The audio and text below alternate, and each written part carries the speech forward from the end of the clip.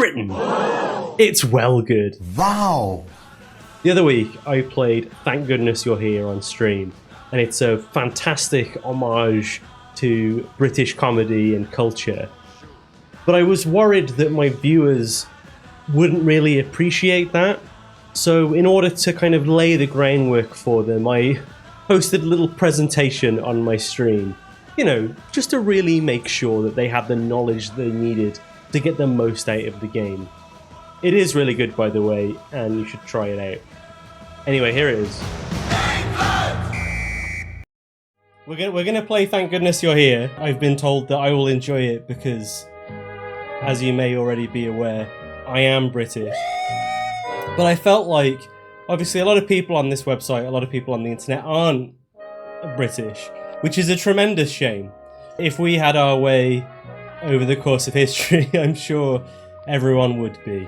So I've taken it upon myself to act as mentor and provide just a very quick and brief primer on why we call this country great. This is the Croverload crash course on British culture. Okay, so let's begin. First of all, we're going to talk about history. So Britain has a lot of history.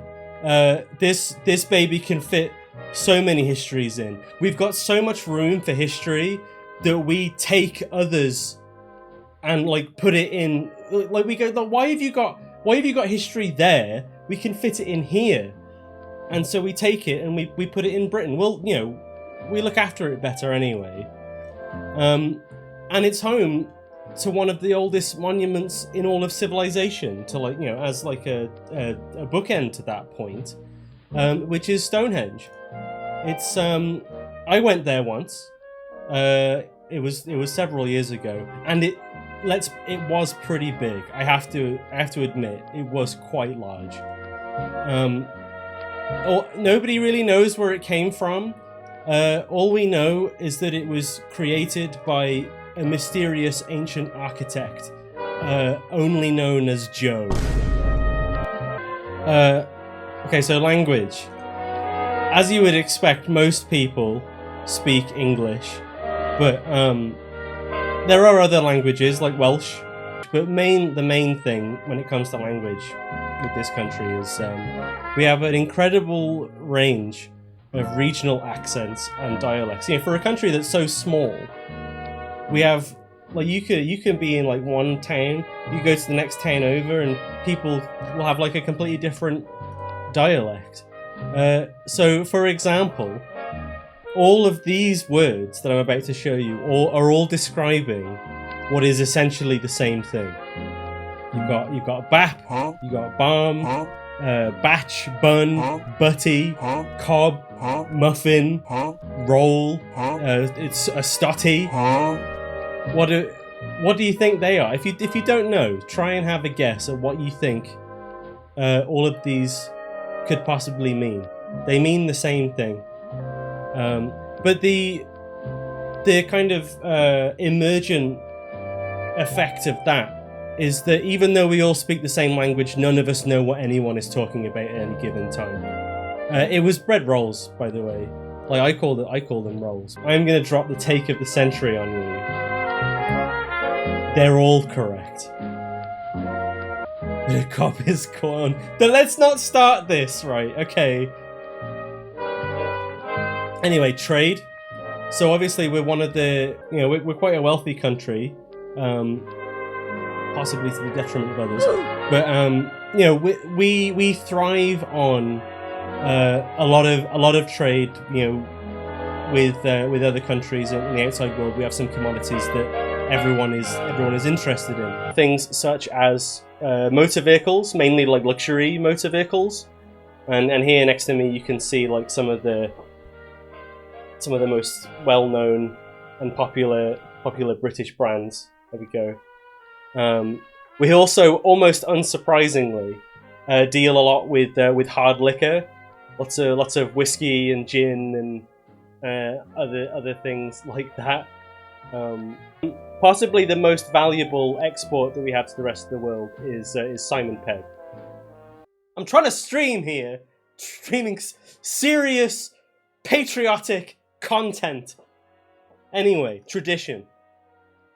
So obviously we share a lot of traditions with the rest of the world, but there is one in particular that's unique to us that I would like to talk about, which is Guy Fawkes Night, that we celebrate on the 5th of November. So this is also known as Bonfire Night, but when I was doing my very quick research on this, I discovered that there are actually multiple celebrations known as Bonfire Night. So this is specifically the British one, okay?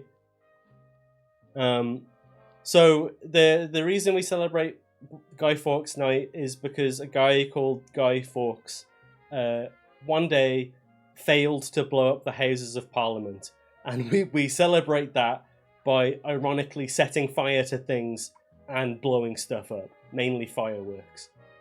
No one really knows why. It like, as in like why he tried to do that. It's got something to do with religion, but it is quite possibly the single most actively dangerous tradition that we have. Because it's the only instance where you can go to the corner shop and literally buy explosives. And you know, you can use them normally, but just throw them at people. Why not? There are many like increasing reports of like people setting fire to things on Guy Fawkes Night, the fire going out of control, the fire brigade showing up to do something about it, and then people throwing fireworks at the fire brigade. That is Britain in a nutshell. What's that? You're trying to save our lives? Fuck off. Anyway, but also on a lighter note, Guy Fawkes Night is encapsulated by like there's this famous unforgettable rhyme that tells you about what it's all about. You know the one. It's remember the 5th of November, the gunpowder, treason, and plot will never be forgot. Anyway, moving on. Okay, queuing. We need to address queuing.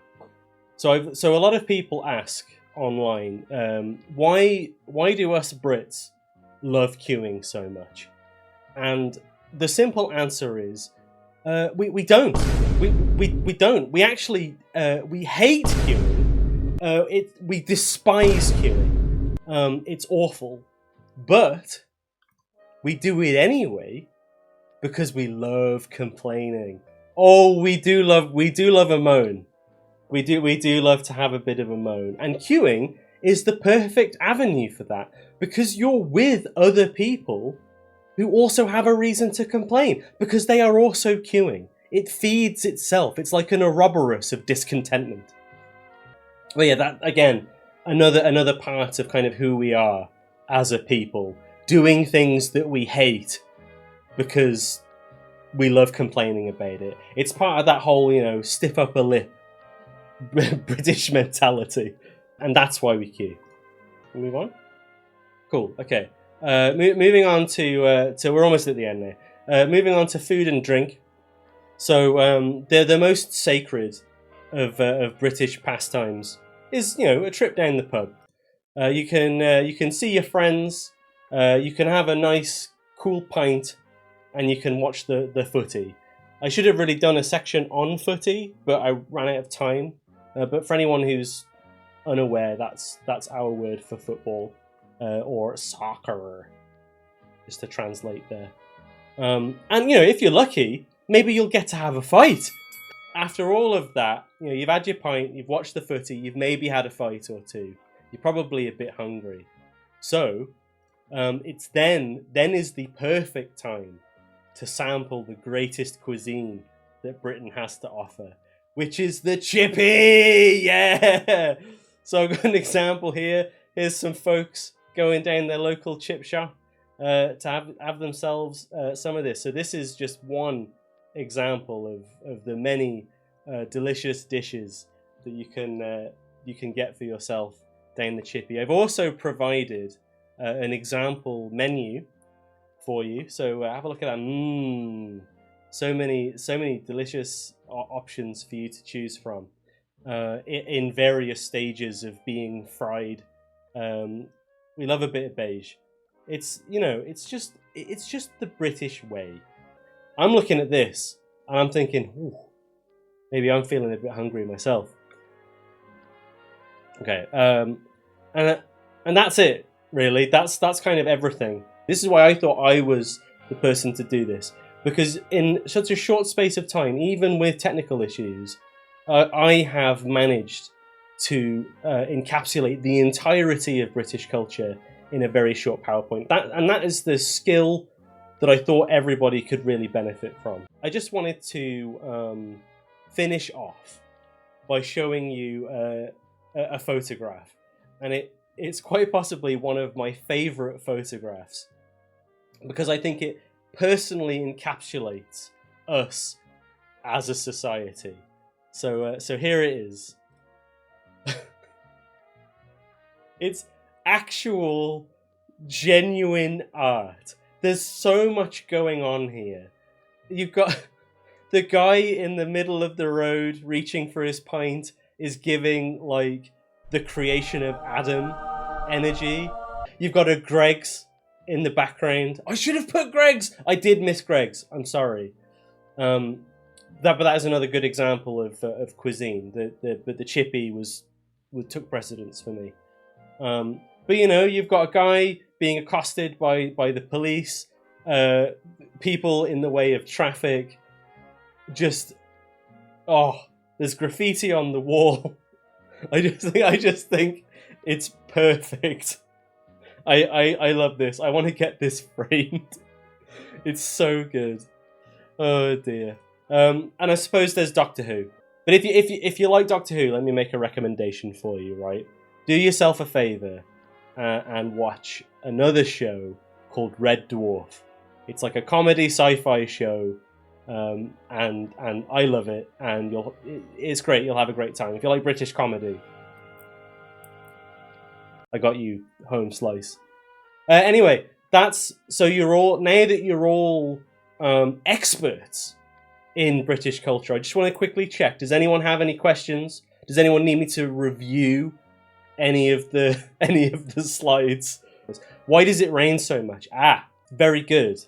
So it is the predominant weather pattern. It is rain, and I think that's just the country's way of making sure that we stay on our toes. We don't enjoy things for too much. It's like reminding us that it can take it away from us at any point. It's the gentle pessimism of we have a nice sunny day here in Britain. The first thing that'll come to our mind, the first thing that anybody will say is, yeah, but it's probably only going to be around for like a day or two and then it's going to rain. That's just how we think. It's a perfect reflection of our mentality. And the closer you get to the seaside, the more likely it is to rain. That's just the way that it works. Sod's law, we call it, law of the sod. Okay. Anyway, I hope you guys enjoyed that. We're going to play game now. This was terribly edited, and the audio mixing sucked. So you should subscribe.